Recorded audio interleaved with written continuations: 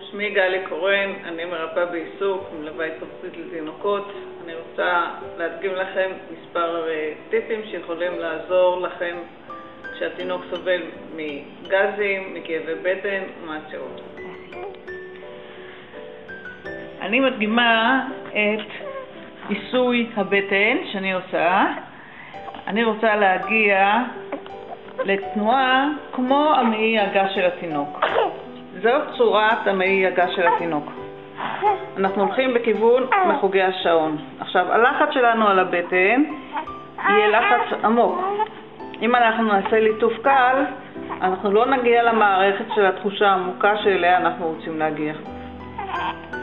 לכן אני חופנת את הבטן שלו ככה, ואני מתקדמת עם אצבעות הידיים שלי כשהן שטוחות.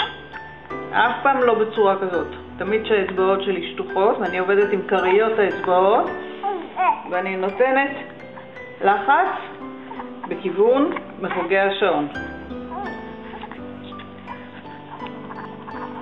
אני נותנת לחץ עם האגודל שלי בתוך האגרוף של התינוק. לחץ עגול. לחץ בצורה של סיבוב בתוך כף היד שלו. וכך אני יכולה לעשות בשתי הידיים ביחד.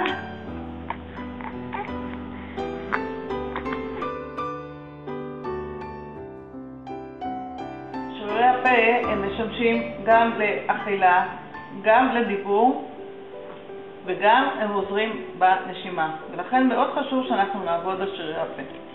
הלחץ על הפה נעשה בצורה של גירוי.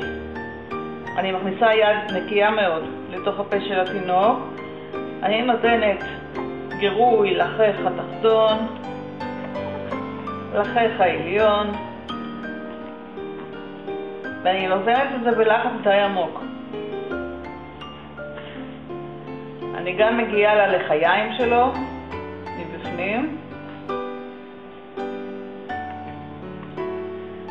וגם מכניסה את האצבע בצורה כזאת בשביל לעבוד על החך העליון. כשאני מפעילה, נותנת לחץ על החך העליון, אני ישר מרגישה שהוא נותן יניקות מאוד מאוד חזקות. היניקות החזקות האלה מפעילות חזק את מערכת העיכול.